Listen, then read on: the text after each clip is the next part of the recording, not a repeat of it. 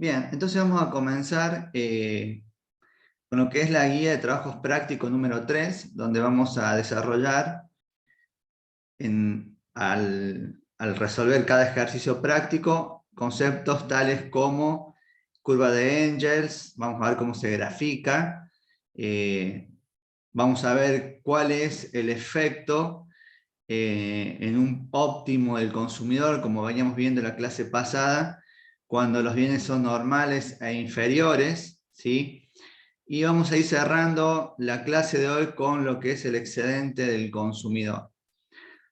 Bueno, a manera de repaso de la teoría, recordar, por ejemplo, qué es un bien normal y qué es un bien inferior. A ver si alguno se acuerda con respecto a la clase que tuvieron con el profe Efraín y me puede decir con palabras simples qué es un bien inferior y cuándo es un bien normal.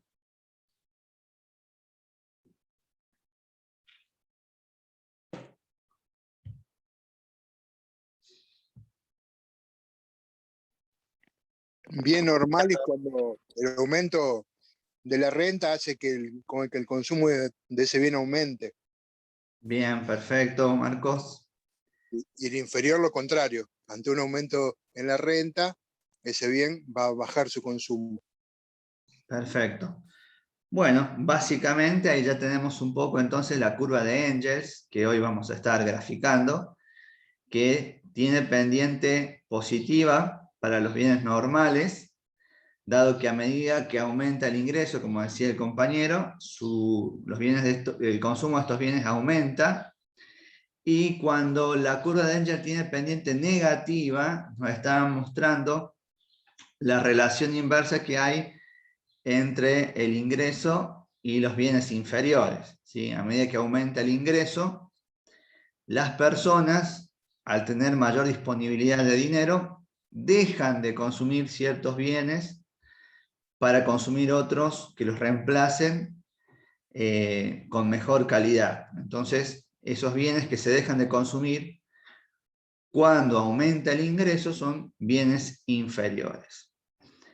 Y también vamos a estar desarrollando, desde el punto de vista práctico, vamos a calcular el excedente del consumidor. ¿Qué es el excedente del consumidor? Básicamente es la diferencia entre el precio máximo que una persona está dispuesta a pagar por ese bien y el precio que termina pagando efectivamente.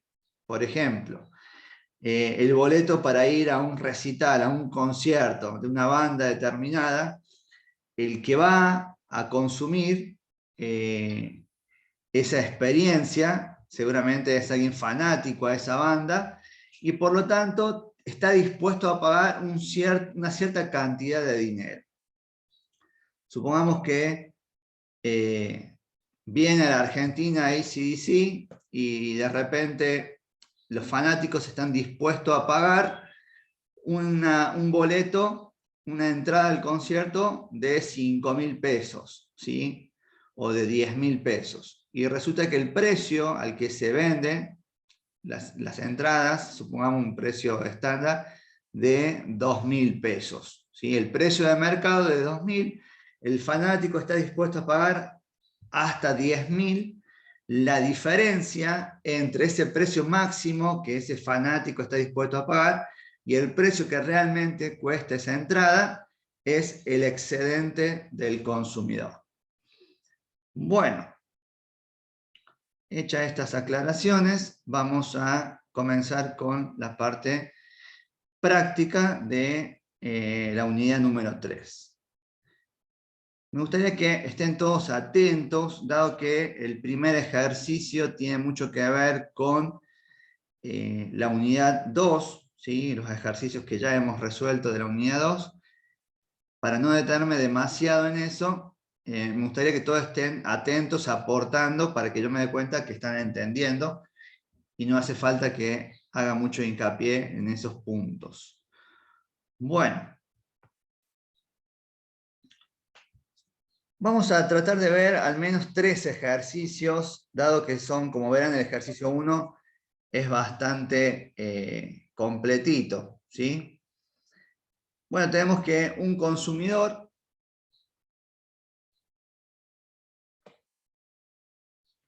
tiene un ingreso de 3.000, consume 2 bienes, vino y queso, su precio son 3 el vaso y 6 pesos el kilo. Nos piden que en el punto A construya y grafique la restricción presupuestaria e indique su pendiente. Bueno, como les acabo de decir, esta unidad 3, la parte práctica, tiene bastante base de la unidad 2, ¿sí? Esto ya lo vimos, de hecho, en los ejercicios prácticos de la unidad 2. Bueno, ¿se acuerdan que para graficar, pueden graficar directamente a través de los puntos extremos? ¿Sí? Si gasto todo mi dinero en vino, el ingreso sobre el precio del vino me va a dar un punto extremo, y si gasto todo mi dinero en queso, hago el mismo cálculo, el ingreso sobre el precio del kilo de queso, y ese número va a ser el otro punto extremo para trazar la restricción presupuestaria. Esa es una de las formas que tenemos para graficar, ¿no? Bueno, vamos con el punto A entonces, a resolverlo. Tenemos el ingreso, M, 3.000, el precio del vino 3 y el precio del queso igual a 6.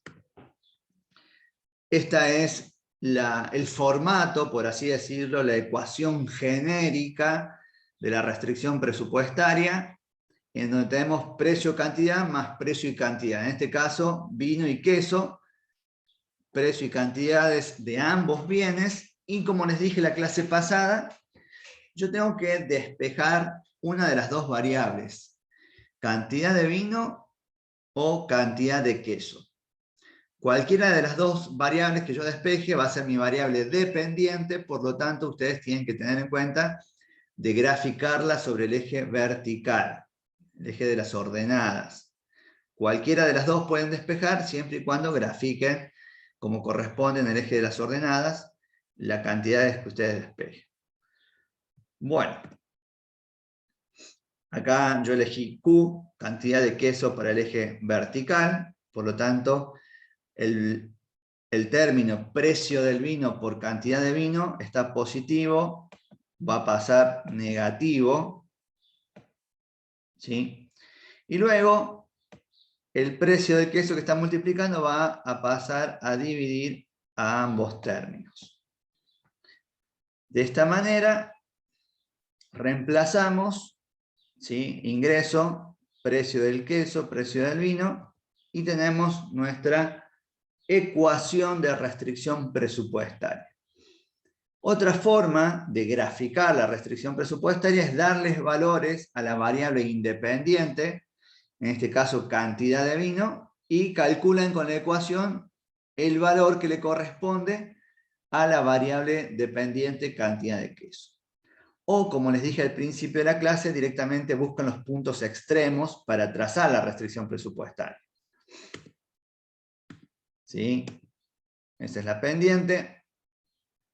Si gasto todo mi ingreso en vino, es decir, los 3.000 pesos dividido 3 pesos lo que sale el vaso, voy a poder consumir. Todo mi ingreso me permite alcanzar o comprar 1.000 vasos.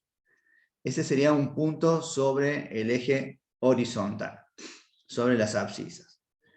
Pero para encontrar el otro punto extremo y así poder trazar mi restricción presupuestaria, vamos a lo contrario. Si gasto todo mi dinero en consumir queso solamente, hacemos el ingreso sobre el precio del queso, me va a dar 500 unidades o 500 kilos.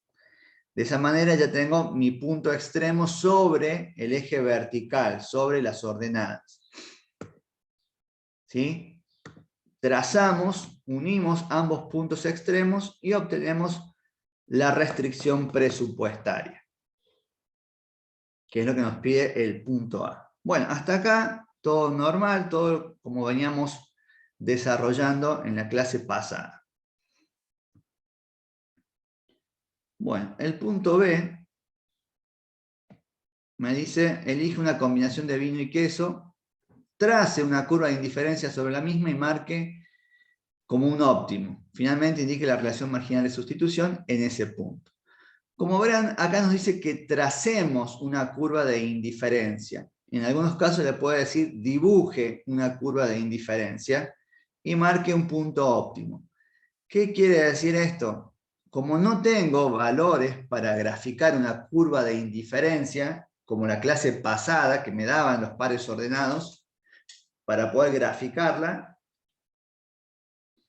acá simplemente ustedes tienen que trazar a mano alzada una curva de indiferencia que sea tangente, obviamente, a la restricción presupuestaria y marcar el punto óptimo, ¿sí? Entonces, no tenemos específicamente los datos para graficar una curva de indiferencia, solamente la hacemos a mano alzada, siempre y cuando sepamos que tiene que ser tangente a la restricción presupuestaria que acabamos de graficar, y en ese punto de tangencia marcamos el óptimo del consumidor, como vimos en las dos clases anteriores. ¿Sí? Esto es un poco de repaso. Bueno, yo acá grafiqué, le agregué una curva de indiferencia, y en el punto de tangencia yo supongo ahí un valor determinado, porque no tengo específicamente datos para graficar la curva de indiferencia. Entonces yo tomo esos valores y marcamos el óptimo, ¿sí?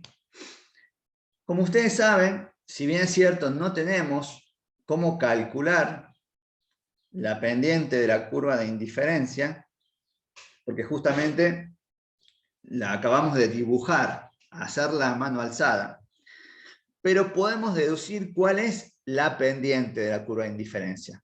En el punto de tangencia, como vimos, la pendiente de la curva de indiferencia es igual a la pendiente de la restricción presupuestaria. Es decir, que es igual a la tasa marginal de sustitución. Entonces, podemos decir, como consecuencia de esto, que la pendiente de la curva de indiferencia es igual a 1/2. ¿Sí? ¿Qué quiere decir esto? Es la tasa marginal de sustitución que hay en ese punto óptimo. Cuando aumento el consumo en una unidad de vino, en un vaso más de vino, tengo que disminuir 1/2 el consumo de queso. ¿Sí? Eso es lo que me indica la tasa marginal de sustitución. Por eso tiene ese nombre. Bueno, hasta acá nada novedoso, ¿sí? Un poco lo que ya veníamos viendo. Punto C, acá sí incorporamos conceptos nuevos. Si el ingreso aumenta hasta 6.000, indique qué ocurre con el queso y el vino si ambos son bienes normales. Grafique. Bueno, ¿qué sucede con la restricción presupuestaria primero? Si aumenta el ingreso, ¿qué va a pasar con esa restricción presupuestaria?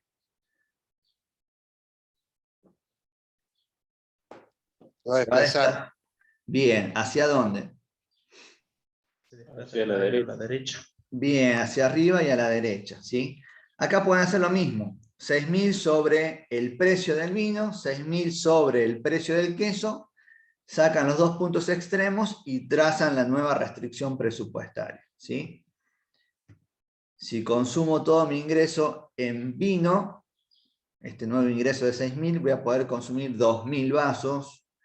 Si consumo todo en queso, voy a poder consumir 1.000 de queso. Por lo tanto, 2.000 y 1.000 serían los dos puntos extremos.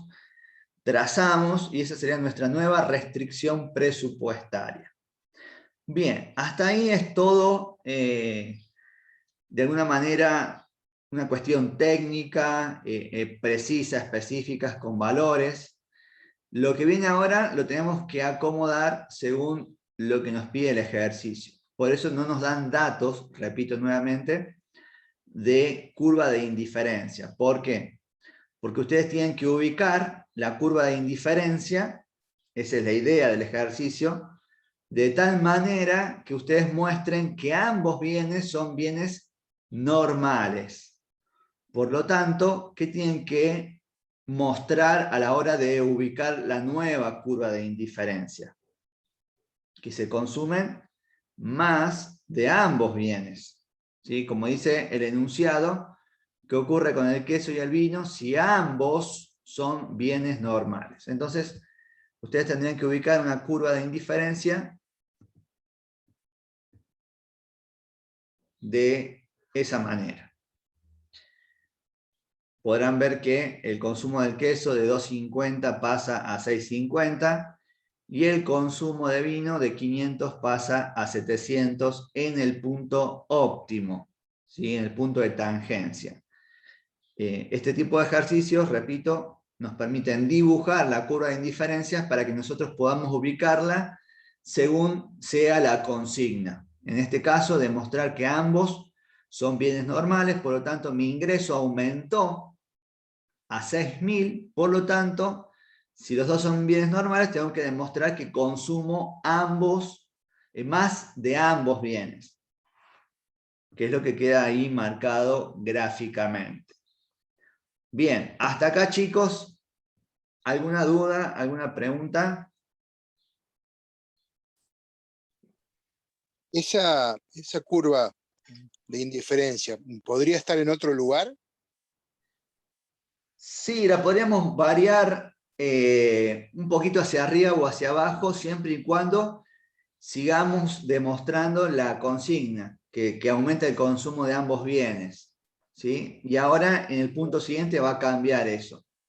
Si no me dan los datos, no es que hay solo una respuesta correcta. Puede ser un poco Exact, más.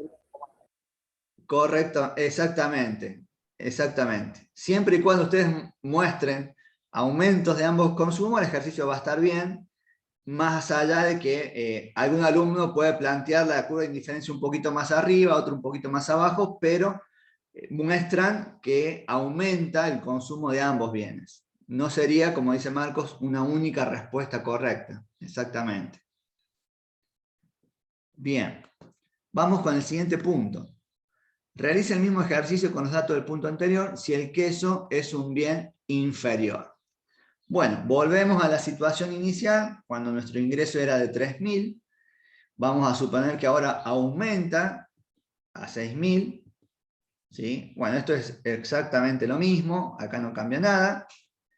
Aumentó mi ingreso, mi restricción presupuestaria, calculo los puntos extremos, trazo la nueva restricción presupuestaria y vemos que obviamente mayor ingreso, la restricción se desplaza sin variar su pendiente hacia arriba y a la derecha.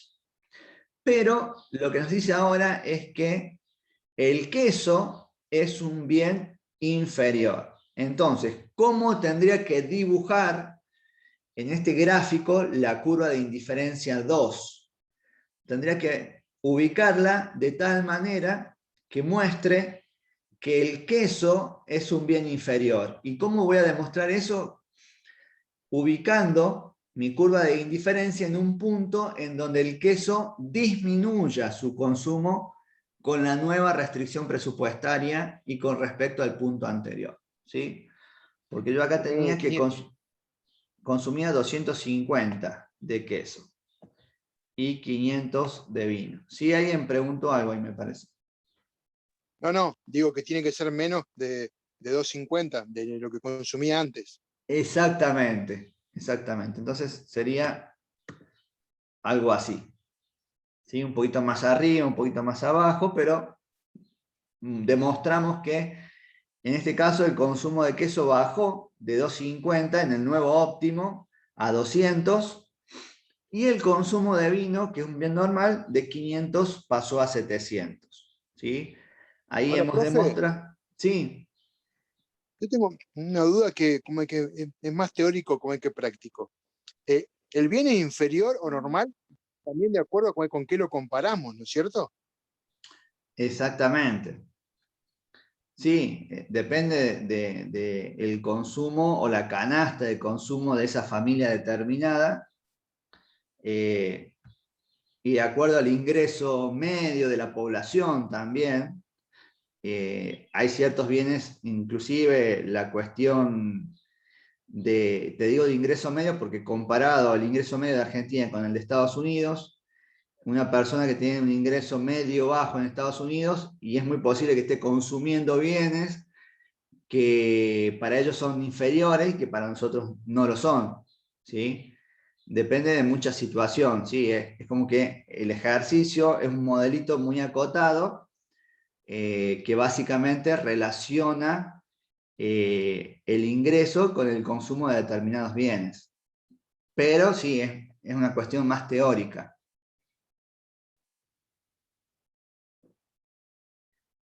Bueno, ¿alguna duda, chicos, hasta acá? Profe, yo tengo una duda. Sí. En 700 hay, tendría que ser, ¿es 700 o 1700? Porque pasa de 500 a 1000, después 700 y 2000. Sí, debería ser 1700. 1700. Es verdad. Ahí hay un error de tipeo. Porque está muy cerca, es más de 1000 y menos de 2000. Ahí lo vamos a corregir ahora para...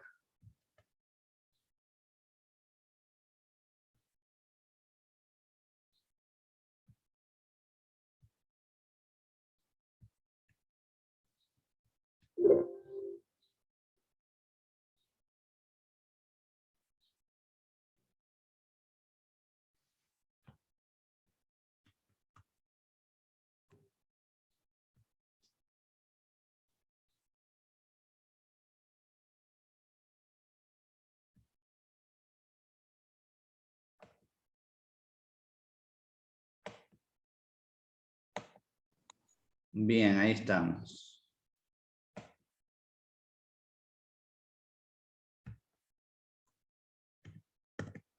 Bueno, continuamos.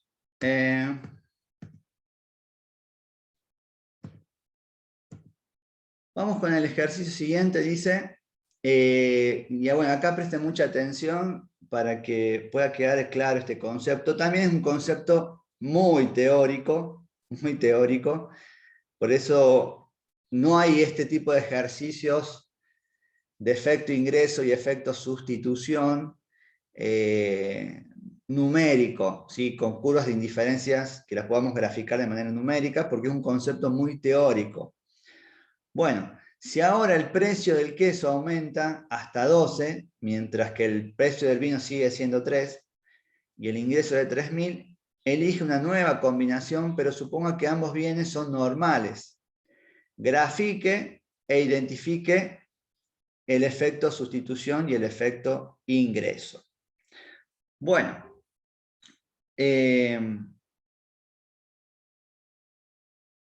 acá lo que ustedes tienen que saber bien es qué va a suceder con la restricción presupuestaria gráficamente.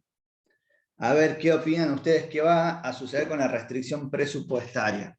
Si aumenta el precio del queso y el precio del vino sigue siendo 3.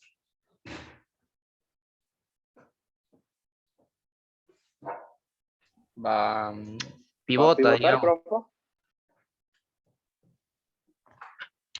¿Cómo? Va a pivotar, sería. Sí, exactamente. En la parte del precio del queso va a quedar fijo y va a, si se encarece el precio del queso, el punto extremo que utilicé yo, que es 500 para graficar la restricción presupuestaria, va a disminuir, ¿sí? Entonces, lo primero que tenemos que saber es, aumenta el precio de uno de los dos bienes y el otro permanece constante, eso va a pasar con la restricción presupuestaria, ¿sí? Eso hasta ahí me gustaría que quede bien claro. Aumentó el precio del queso, entonces mi restricción presupuestaria va a caer hacia el eje del bien que se encareció, ¿sí? Porque ahora es más caro, con el mismo dinero puedo comprar menos de ese bien. Entonces mi restricción presupuestaria se va a trasladar, no va a variar en el eje horizontal, donde está la cantidad de vino, porque el precio del vino sigue siendo lo mismo. como verán ahí, ese punto extremo sobre el eje horizontal sigue igual, no varió.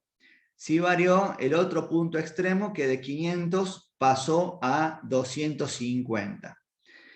Por lo tanto, nuestra nueva curva de indiferencia o nuestro nuevo punto óptimo va a estar dado en una curva de indiferencia menor a la inicial, ¿sí?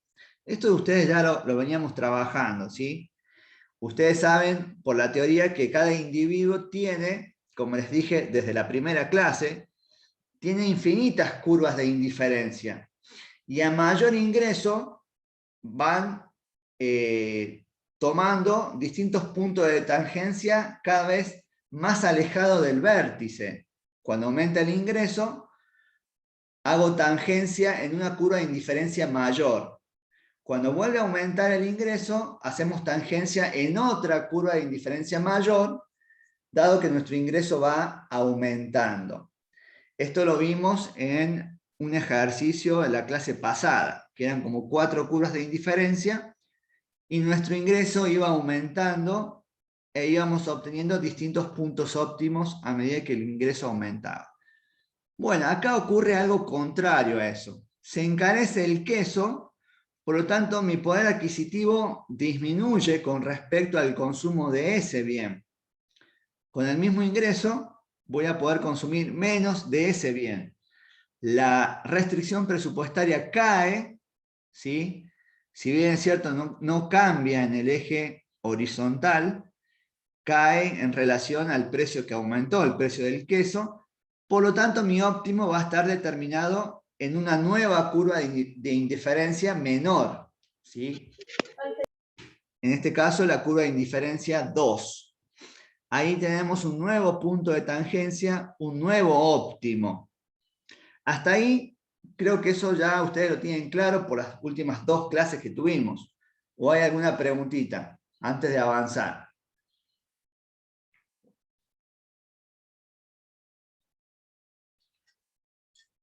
Bueno, vamos bien hasta ahí entonces. Porque bueno, esto lo conocen. Ahora lo que viene sería lo nuevo. Este punto, este cambio que vemos del punto óptimo A al punto óptimo B, es algo normal, natural, dado que se encareció el queso.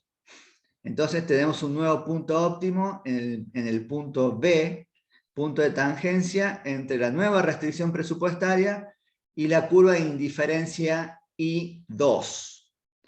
Bueno, ahora si hacemos foco, los economistas dicen que este cambio, este paso del punto óptimo A al punto óptimo B, se da o se puede descomponer en 2 etapas o en 2 efectos. La primera se llama efecto renta y el efecto sustitución. Profe, Sí.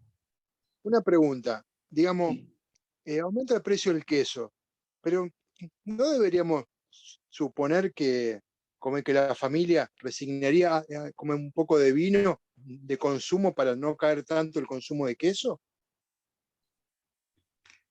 Se da esa situación inicialmente y después se supone, se basa en el supuesto de que ajusta el consumo en detrimento del queso, o sea, lo disminuye. Pero justamente eso es lo que muestran los efectos. Un primer efecto donde la persona sigue consumiendo en la misma curva de indiferencia, y el segundo efecto es cuando ya se traslada a la segunda curva de indiferencia. Lo que nosotros conocemos hasta el momento es que pasamos del punto A al punto B, ¿sí?, basándonos en el supuesto de que la familia ajusta su ingreso para seguir consumiendo el bien que le resulta más fácil adquirir o que no ha cambiado su precio y ajusta el precio del que se encareció, el consumo del bien que se encareció. Este paso del punto A al punto B se descompone en dos etapas. La primera es que la restricción presupuestaria roja, o sea, la original, cambia de pendiente, ¿sí? Es como que ahí está lo que dice el compañero. Es como que la familia ve de seguir consumiendo el queso. Entonces, este es el mismo gráfico, ¿sí? La curva, perdón, la restricción presupuestaria original, antes de transformarse en la celestita esa que vemos al final, antes de trasladarse, primero cambia de pendiente. Hace como una especie de rotación sobre la curva de indiferencia 1. Es como que la recta presupuestaria roja es esa misma recta de puntos celeste que está ahí, como que rota en una primera instancia, como que cambia de pendiente. Ese sería un primer comportamiento. Y esto sería el efecto sustitución, ¿sí? Entonces, el efecto sustitución es el primero de dos efectos que se da cuando cambia la restricción presupuestaria y se traslada a otro punto óptimo inferior. Nosotros vimos recién el paso de A a B. Me vuelvo de nuevo. Hasta el momento, hasta hoy, ustedes conocían que cuando cambiaba la restricción presupuestaria pasábamos de A a B. ¿Sí? Eso se mantiene, eso sigue, eso es así. Se pasa de un punto óptimo A a un punto óptimo B, la restricción cayó en el eje de las ordenadas y tenemos la nueva restricción presupuestaria de color celeste. Bien, ¿cómo se descompone este paso del punto óptimo A al punto óptimo B? En dos efectos. El primero es el efecto sustitución, donde la restricción presupuestaria no pasa directamente de la roja a la celeste, sino que primero cambia de pendiente. Ese cambio de pendiente es como una rotación que hace sobre la misma curva de indiferencia 1. Volvemos acá. Entonces, del punto A al punto B se pasa a través de dos efectos. El primero es el efecto sustitución. La recta presupuestaria roja es como que pivotea, se rota sobre la curva de indiferencia original, la 1, hace esto, ¿sí? Ahí la restricción presupuestaria cambió de pendiente. Rotó sobre la misma curva de indiferencia 1. Este traslado del punto A al punto A' es lo que se denomina efecto sustitución. Acá hay una variación que experimenta el consumo cuando una variación del precio traslada al consumidor a lo largo de una curva de indiferencia dada a un punto que tiene una nueva relación marginal de sustitución. ¿Sí? Ahí es como que las personas van ajustándose a este nuevo cambio de precio.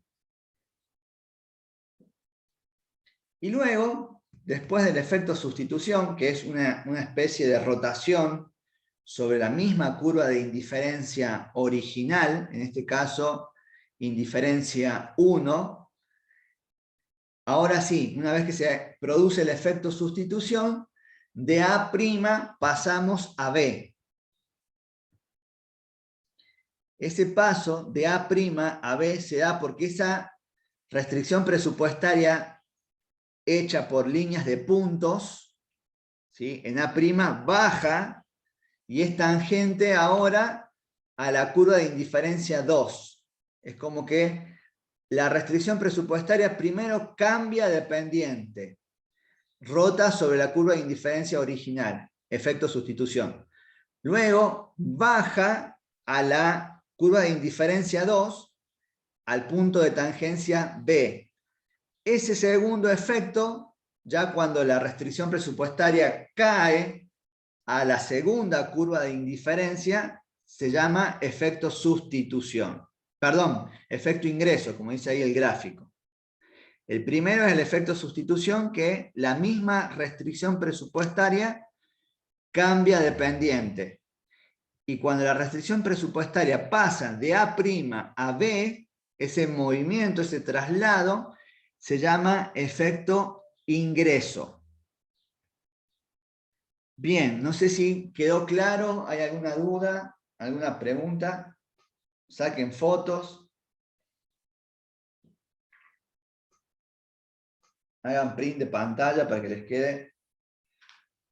De todas formas, en el libro de Gregory Mankiw está muy bien tratado el tema. Y también, a ver, denme un segundo.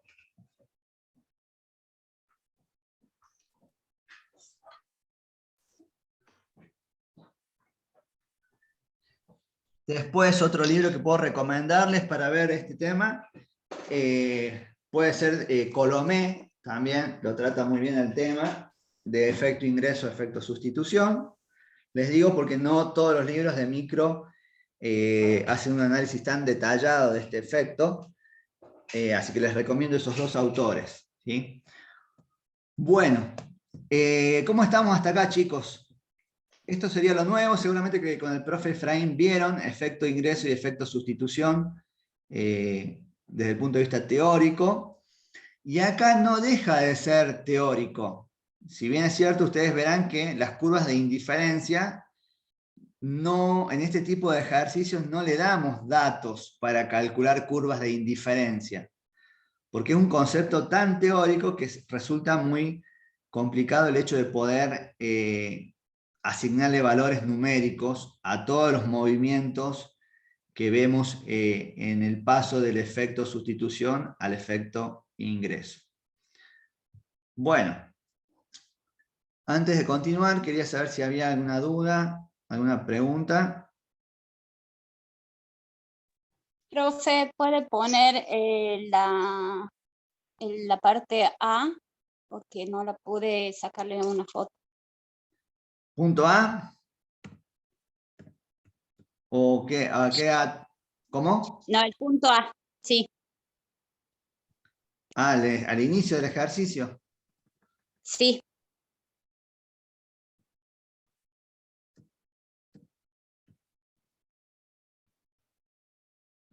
Bueno, ahí tenés una parte que es cuando obtenés la curva o la ecuación de la restricción presupuestaria. ¿Listo? Listo, profe. Y esta es cuando lo graficamos.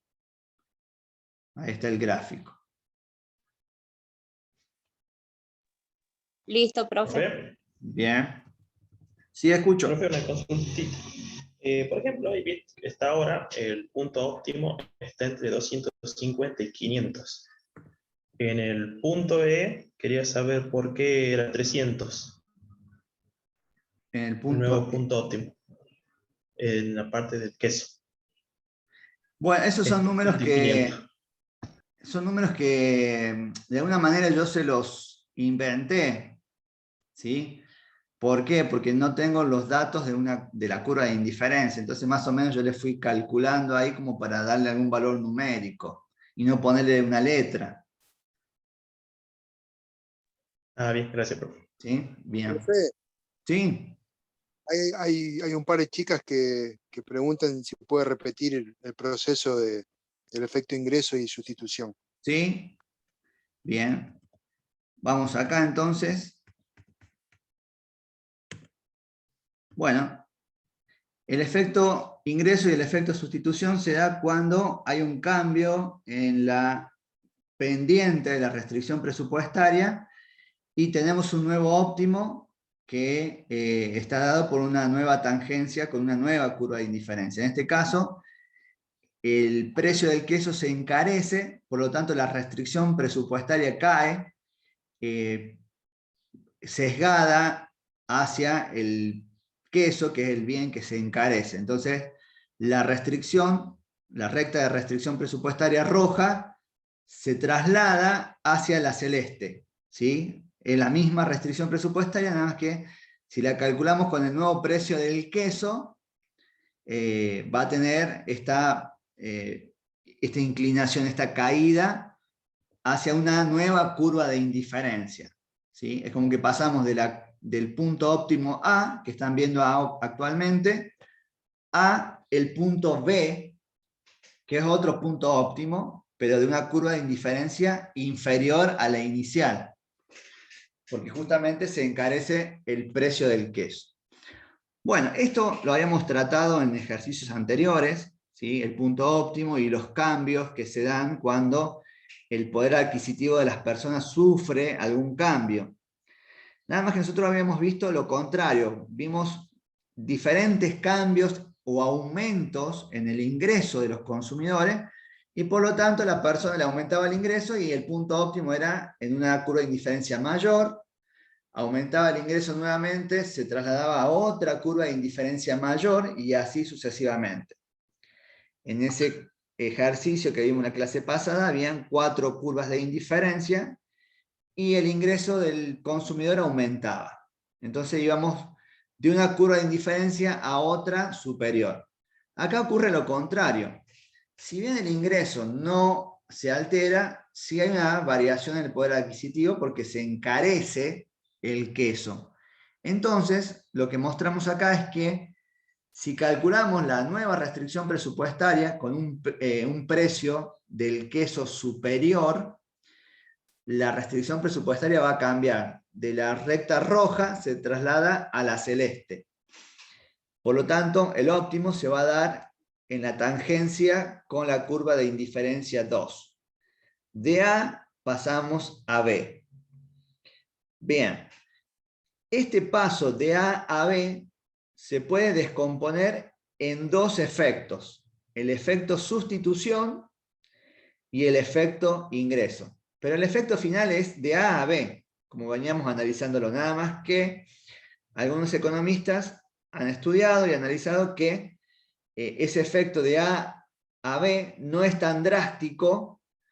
Cuando al argentino le aumentó el precio de la carne, no es que inmediatamente salió a comprar pollo, sino que fue ajustando para seguir manteniendo por un poquito de tiempo ese consumo de ese bien, porque era un bien importante en la dieta argentina, pero con el tiempo termina consumiendo menos carne y pasa definitivamente de A a B. Entonces los economistas dicen, bueno, el paso de A a B no es de la noche a la mañana.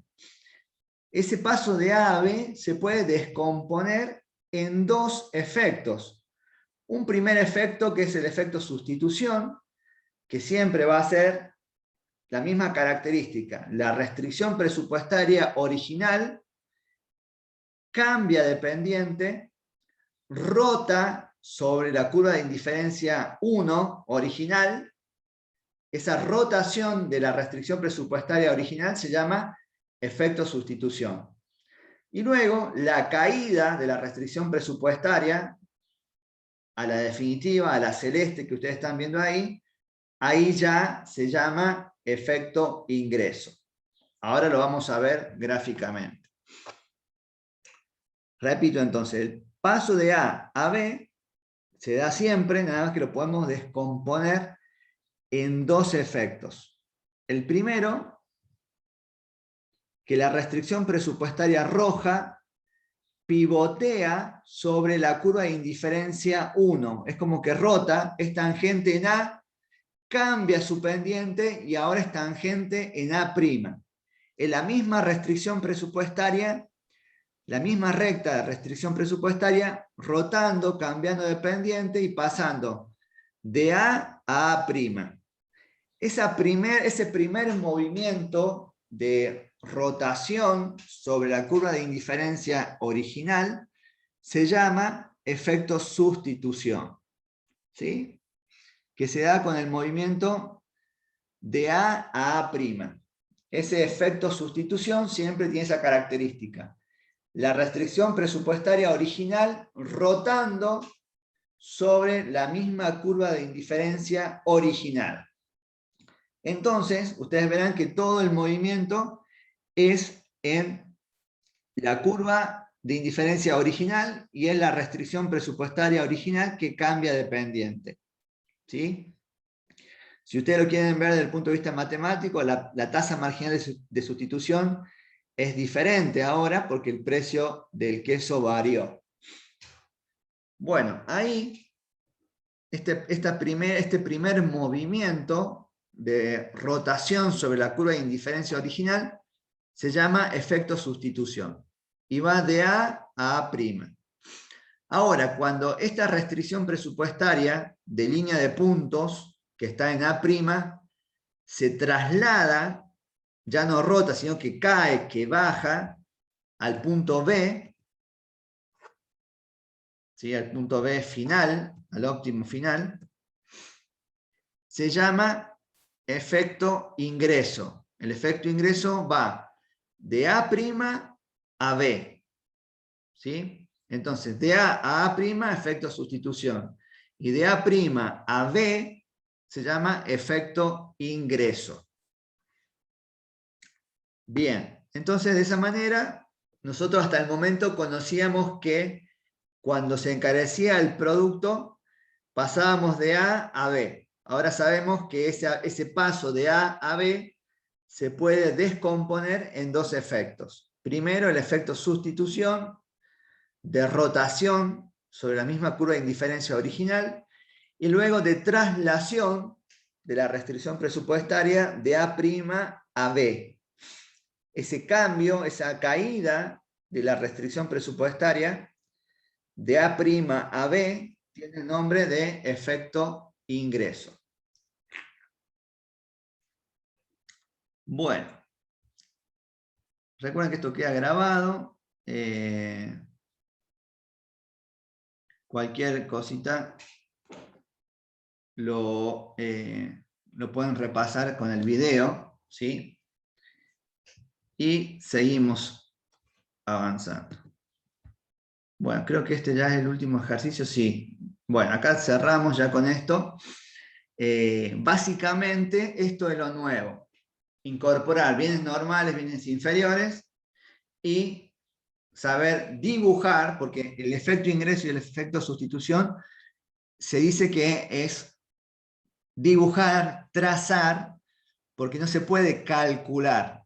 Es un concepto teórico. Por eso ustedes, cuando lo tengan que graficar, tienen que ubicar las curvas de indiferencia como más les convengan, como les resulte más fácil para demostrar el efecto sustitución y el efecto ingreso. Bueno. ¿Alguna otra duda, chicos, con respecto a esto?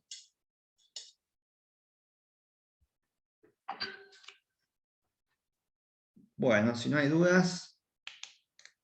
¿Está Pablo Soruco? No lo escuché hoy. Parece que pegó el faltazo, Pablo.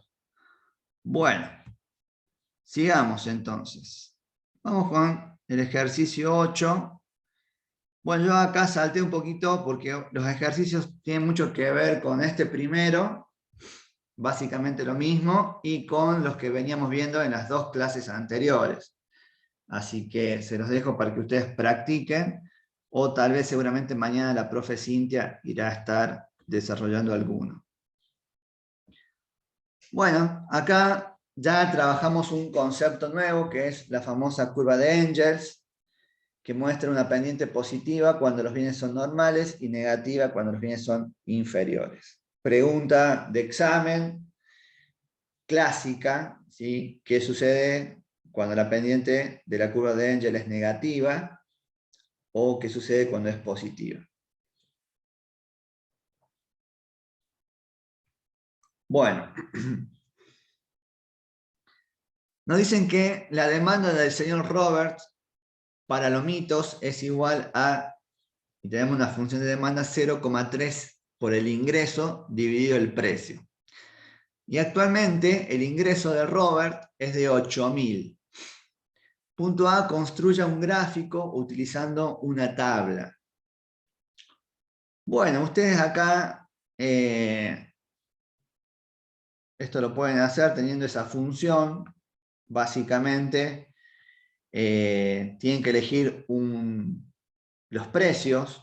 ¿Por qué? Porque el ingreso 0,3 por I, el IS es 8.000 actualmente. Entonces hacen 0,3 por 8.000 y van variando el precio para obtener la cantidad demandada. ¿Sí? ¿Se entiende ahí, chicos, lo que tienen que hacer? ¿Cómo, profe? Tienen que construir una tabla para graficar la demanda de lomitos de Robert. La función de demanda es 0,3i sobre el precio. Es una función de demanda un poco no tan clásica, ¿no? Pero no tienen que asustarse. Básicamente, ¿qué tienen que hacer ahí? Y, que es una variable que ahí no figura numéricamente, ya saben que es igual a 8.000, es el ingreso actual de Robert. O sea que hacen en el numerador 0,3 por 8.000 y después le van dando valores a P, que es la variable independiente, y obtienen Q. Yo tengo un Excel para explicarlo mejor.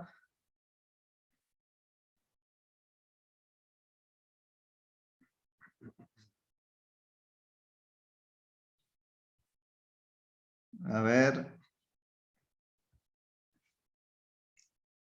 Vayan preguntando, chicos, para que evitemos que yo avance y ustedes se vayan quedando.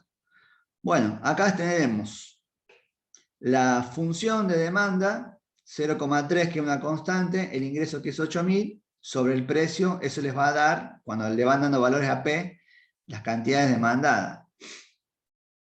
Como verán, yo acá armé 0,3 la constante, 8.000 es el ingreso, y fui variando. Para un precio de 1 me da 2.400. ¿Por qué? Porque quedaría en el numerador 0,3 por I, quedaría 2.400. Cuando el precio es 1, 2.400 sobre 1 es 2.400. Cuando el precio es 2, es 1.200. Cuando el precio es 3, es 800. Y cuando los lomitos salen 100 pesos, puedo comprar 24, que es lo que me piden en el punto B. ¿Se entiende lo que hicimos ahí? Sí, profe. Ahí está la formulita. ¿Sí? En el numerador 0,3 por 8.000 y el denominador G17 va a ir variando.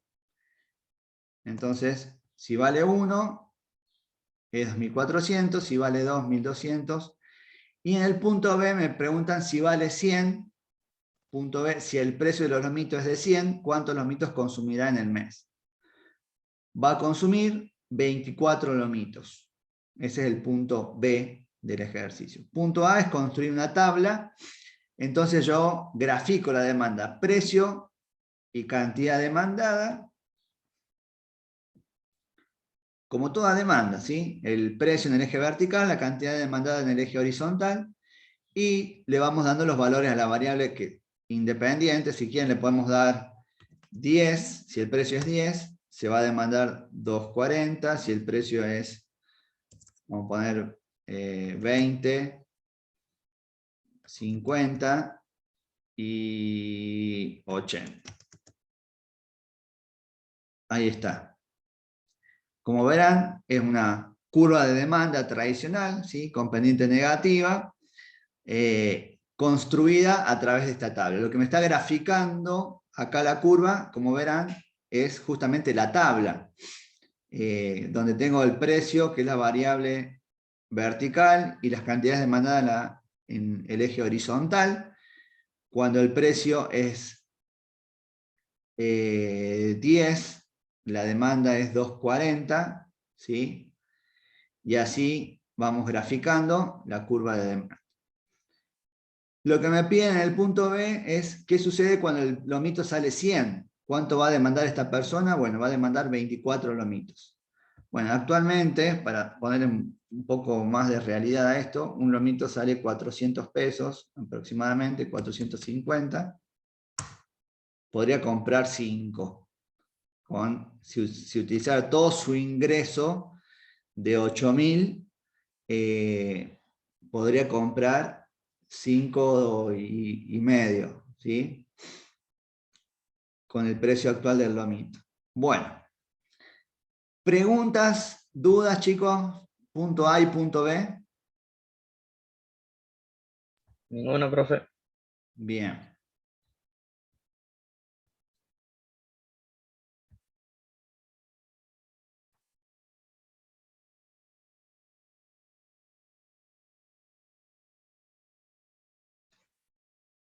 Bueno, lo que vimos recién en el Excel es esto que está acá. Le damos valores al precio y vamos obteniendo las cantidades demandadas con esa función de demanda, obviamente. Y donde el ingreso es 8.000. Si graficamos, vamos a tener esta demanda individual de lomitos del señor Robert. No es una demanda de mercado, que es lo que vieron en la teoría con el profe Efraín. ¿Cómo obteníamos la demanda de mercado? A ver. Si en el mercado existieran 10 personas más que consumen igual que Robert, ¿cómo obtendría la demanda, la función de demanda del mercado? Sumamos todas las demandas. Excelente. Muy bien. Están afilados, parece. Excelente. Bueno, entonces ya tenemos el punto A y el punto B. Ahora dice punto C. Si el mes siguiente su ingreso aumenta a 10.000, recordemos que tenía un ingreso de 8.000, y al otro mes pasa a 12.000, ¿cuántos lomitos consumirá en cada mes? ¿Qué tenemos que hacer? Alterar el cálculo. Cambiar 8.000 por 10.000. Vamos de nuevo al Excel.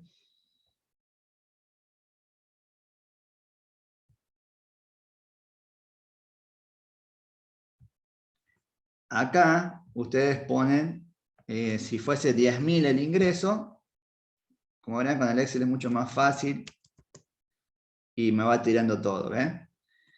10.000 con el mismo precio, ¿sí? Compramos 30. A ver, vamos a hacer todo acá. Recién con 8.000 y un lomito a 100 pesos compraba 24. Ese es el punto B, como marca acá el ejercicio.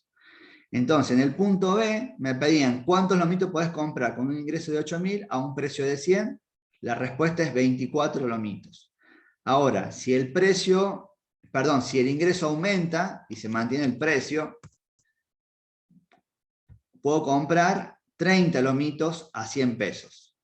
¿Sí? Porque varía el ingreso, no varía el precio. ¿Qué me está mostrando el ejercicio? Que a medida que me va aumentando el ingreso, voy consumiendo más lomitos. ¿Sí? Con un ingreso de 8.000, consumo 24 lomitos a 100 pesos cada uno. Con un ingreso de 10.000, consumo 30 lomitos a 100 pesos cada uno. Y si me aumenta de nuevo al mes siguiente, 12.000 pesos el ingreso. Da de el lomito, 36. exactamente, 36. A medida que mi ingreso va aumentando, voy aumentando mi consumo de lomitos. Por lo tanto, si yo grafico, no la demanda, sino que grafico esta relación ingreso y cantidad demandada, ¿de qué estaría hablando?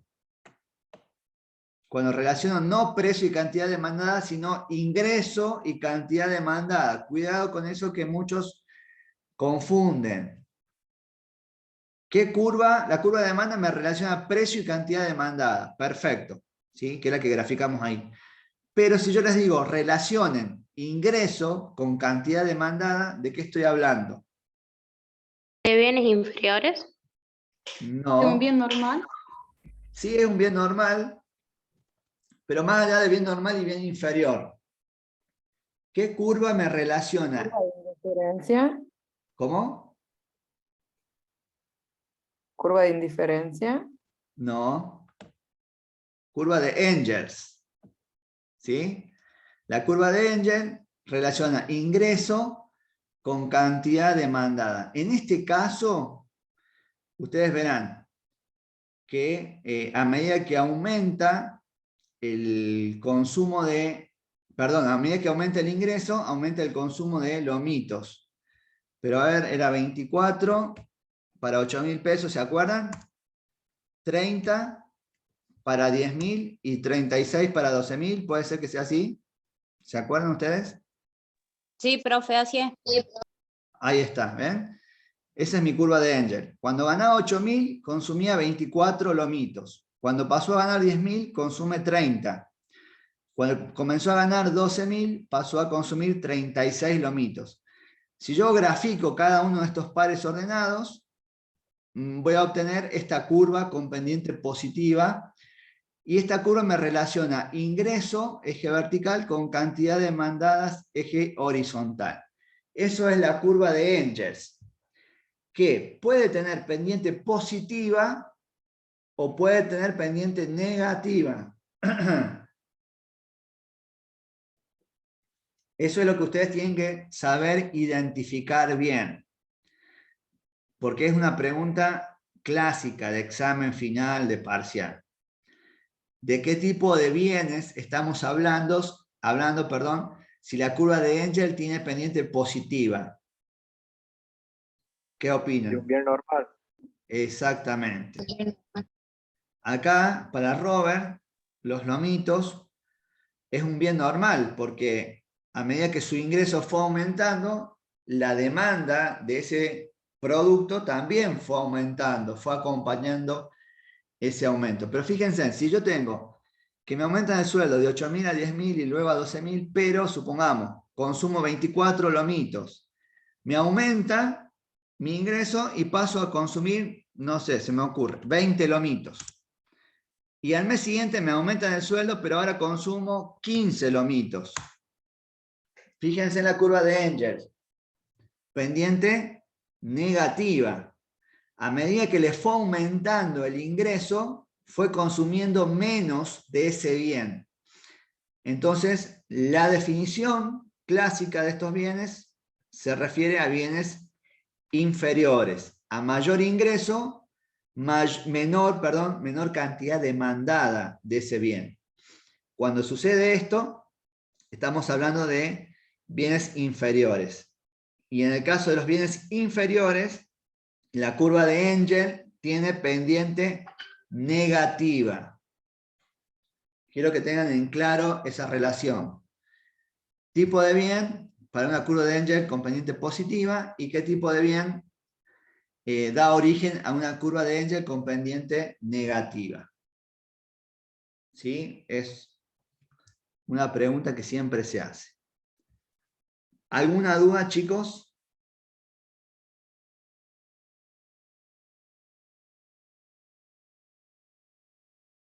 Bueno, volvemos No, profe. Excelente.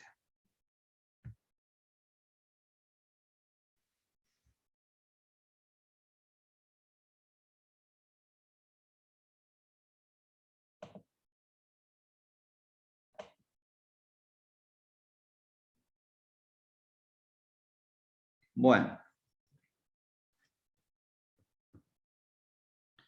Acá está lo que acabamos de hacer en el Excel. Bueno, yo le hice hasta 14.000, ¿sí? Como verán acá abajo.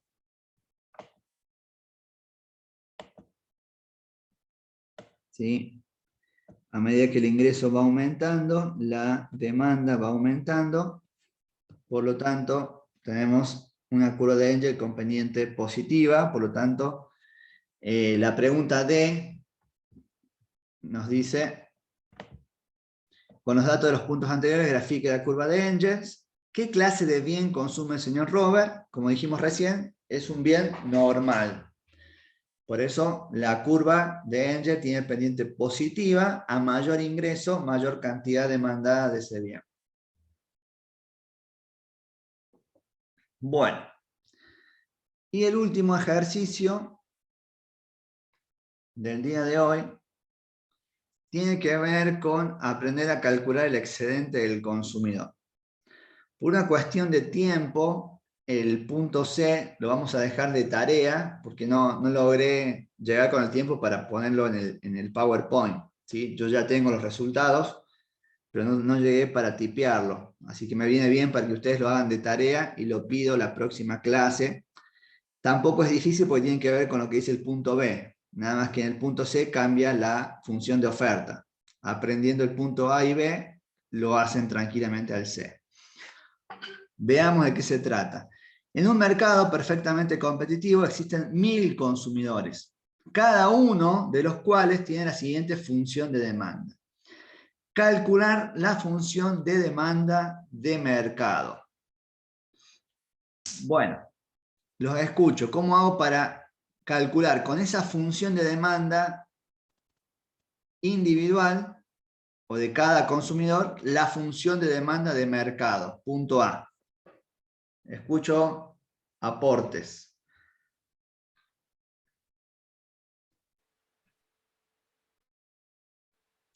Tendríamos que multiplicar 50 por 1000 y 2p por 1000 también. Excelente, muy bien. ¿Quién habló? Pues no me salió el nombre acá. Esteban, profe.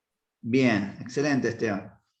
Entonces, como dice el compañero, esa es la demanda de cada uno de estos 1000 consumidores. Multiplicamos cada término de la función por 1000 y esta sería nuestra función de demanda del mercado. Entonces sería ese el punto A, calcular la función de demanda del mercado.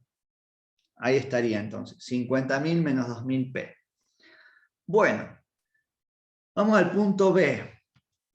Sabiendo que la oferta de mercado es igual a Q sub O, cantidad ofrecida igual a 5.000 menos más 250P, calcule el equilibrio y el excedente del consumidor. Bueno, con la función de oferta del mercado y obviamente la función de demanda de mercado, obtener los puntos de equilibrio. Bueno, esto ustedes ya lo tienen que saber, ECO 1 básico. Por eso quiero que me lo calculen ustedes.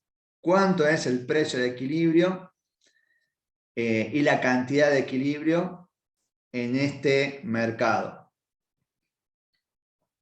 Es de competencia perfecta, o sea que simplemente igualan las funciones y despejan P o Q y sacan el precio y la cantidad de equilibrio. Los espero para que calculen y me dicen cuánto les da. Si quieren, no se animan a hablar, lo ponen en el chat.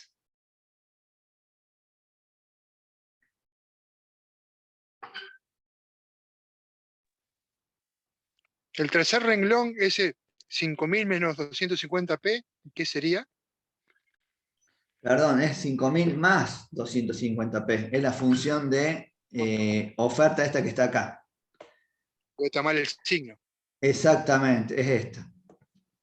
Vamos a corregir ahora mismo.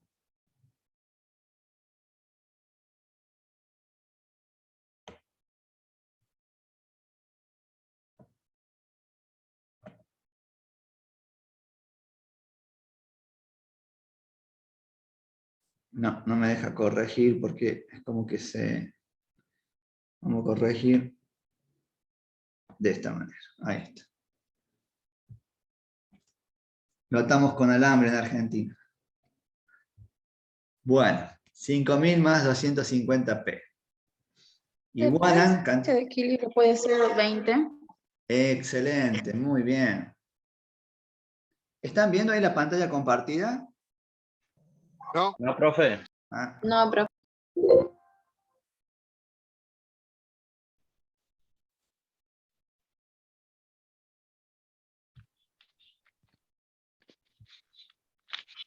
Y la cantidad 10.000. correcto, muy bien. Bueno, le decía que esto lo corregimos de esta manera. Ahí está. Bien. Entonces, acá tengo la tablita.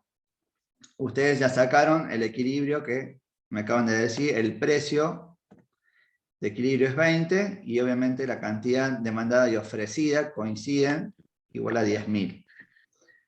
Para graficar oferta y demanda yo siempre hago lo mismo. Saco los extremos, de tal forma que me quede el punto de equilibrio en el medio, en el gráfico. Si el precio es 0, ¿cuánto es la cantidad demandada y ofrecida? Si ustedes reemplazan P igual a 0 en las funciones de oferta y demanda, van a obtener cantidad demandada y ofrecida.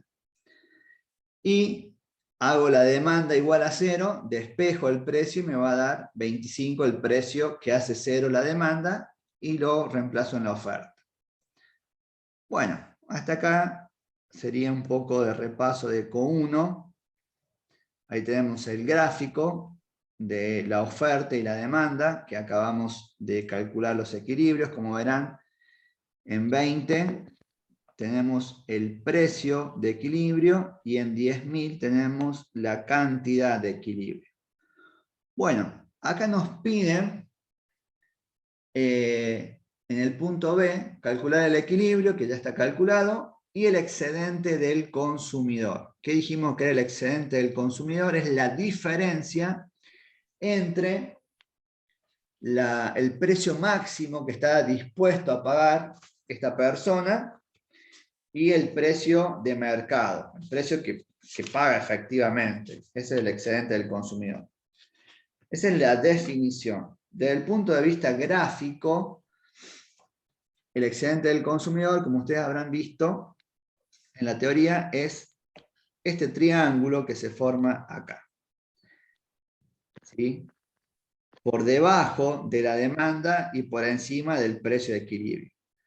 ¿Sí? Todo esto que está acá, todo este triangulito que está acá, es el excedente del consumidor. ¿Por qué? Porque 25, siguiendo el ejemplo que les di al comienzo de la clase, 25 es lo que esta persona está dispuesto a pagar como máximo por la entrada a este concierto. Para que sea más realista, supongamos que son $25.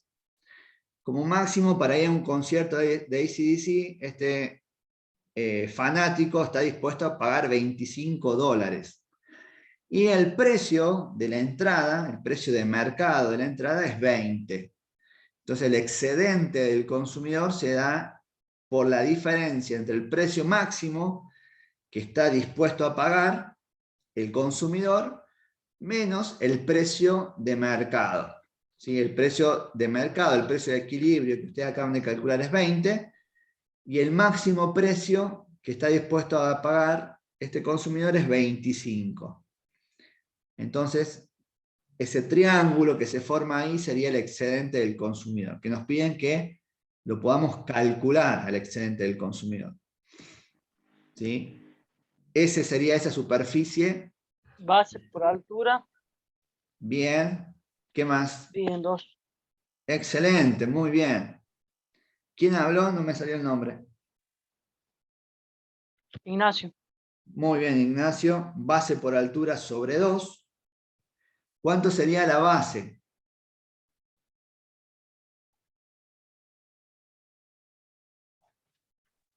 $10.000. Exactamente. Este triángulo, esta es la base, 10.000. ¿Y la altura? 5. Excelente. Es esta diferencia que está acá. 25 menos 20, la altura es esa diferencia que es 5. Ahí está. Excedente del consumidor, base por altura sobre 2. La base es toda la base del triángulo, que sería la cantidad de equilibrio. ¿Sí? De 0 a 10.000 son 10.000 la base. La altura, la diferencia entre 25 y 20, que es 5 sobre 2.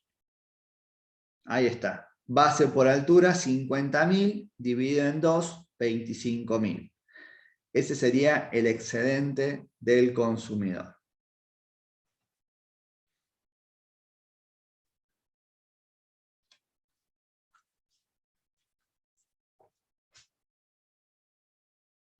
Bueno.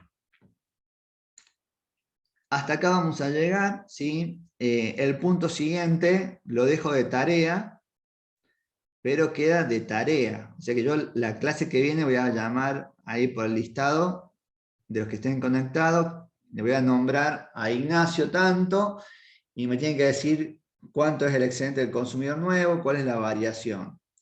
¿Por qué? Porque simplemente lo que les dan ahora es una nueva función de oferta en el punto que sigue.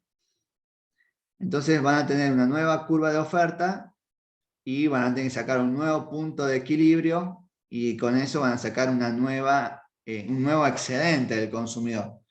Porque les va a cambiar la base y les va a cambiar la altura con la nueva función de oferta. ¿Sí? A ver cómo es la nueva función de oferta. Acá está. Fíjense que la ordenada cambia. La pendiente es la misma, nada más que la ordenada era 5.000, ahora va a ser 2.500.